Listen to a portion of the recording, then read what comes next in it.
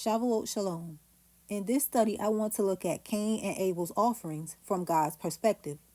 So let's begin in Genesis chapter 4, verse 3. And in process of time it came to pass that Cain brought of the fruit of the ground an offering unto Yahuah. And Abel he also brought of the firstlings of his flock and of the fat thereof. And Yahuah had respect unto Abel and to his offering, but unto Cain and to his offering he had not respect.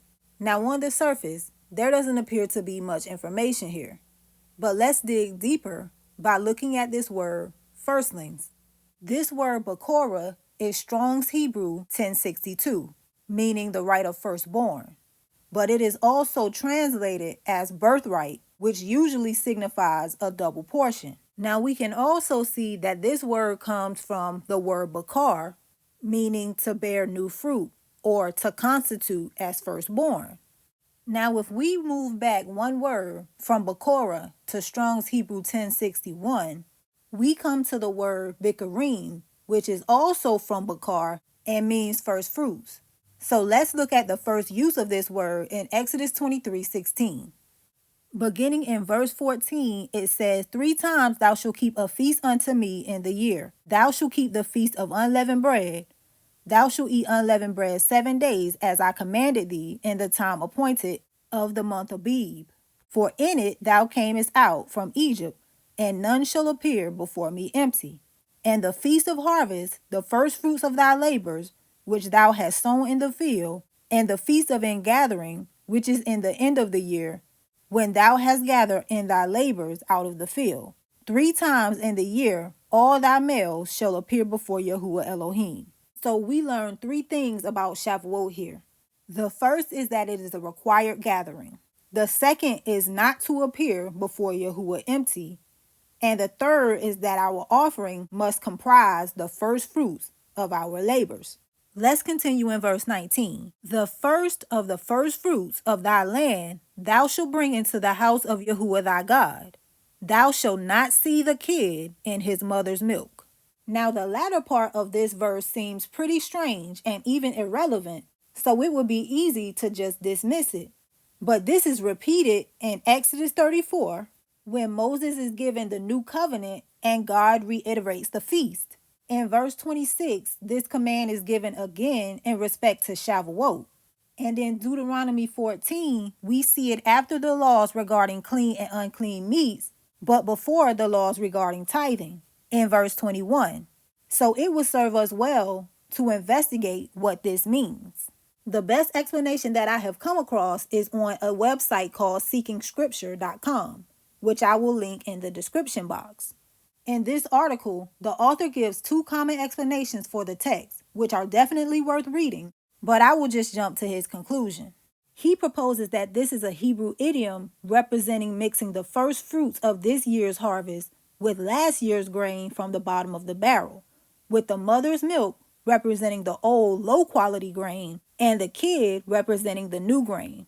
This makes the most sense to me given the context, and also because God is strongly opposed to mixing, as I explained in Romans 11.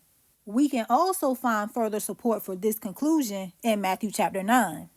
When the Pharisees ask Yeshua why his disciples don't fast, he responds first by saying that the children of the bride chamber cannot fast while the bridegroom is with them. Second, he says that you don't patch an old garment with new material or put new wine into old wineskins. In each case, both the old and the new are corrupted because they can't work together. So on top of it not being the proper season for fasting, since his disciples were not yet fully learned in the ways of God, they were still unripe and too premature to be fasting. So let's go back to Cain and Abel's offerings with this new insight. Again in verse 3, and in process of time it came to pass that Cain brought of the fruit of the ground an offering unto Yahuah. And Abel he also brought of the firstlings of his flock and of the fat thereof. So they both show up with an offering as required. But Cain's offering was not the required offering. Cain brought just enough to not appear empty. But Abel offers the required first fruits, the fat, and possibly a double portion. Now, when God rejects Cain's offering but accepts Abel's, Cain gets mad, and God tells him if he does well, he will be accepted. This suggests that Cain knew what he was supposed to bring, brought something else, and expected God to accept his subpar offering anyway. Then Abel shows up with the required offering, and perhaps even more, and reveals Cain's mediocrity, which cost him his life. The difference in Cain and Abel's offering was the manifestation of what was already in their heart for God. Abel's heart is revealed through his offering. Cain's is revealed in his also, but we see it more clearly in his exile.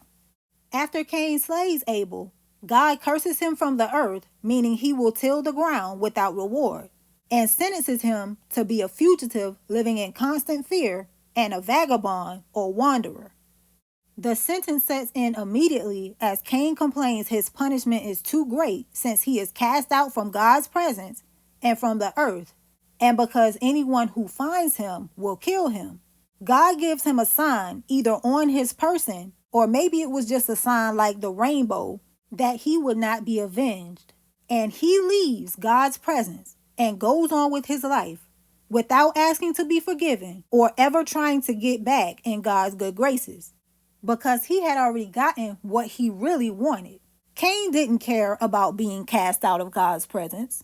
Cain didn't really want to have to do anything for God, or to even come in his presence for that matter. He just wanted to be free to live his life his way without suffering the consequences of his actions. So my question for you is, what kind of offering are you presenting to God? Are you coming to him with less than he requires and expecting to find favor in his eyes in spite of it? Do you get upset when he doesn't have respect unto your offering? Is your relationship with God based on the fear of having to face what you believe to be the consequences of your actions? Are you like Cain?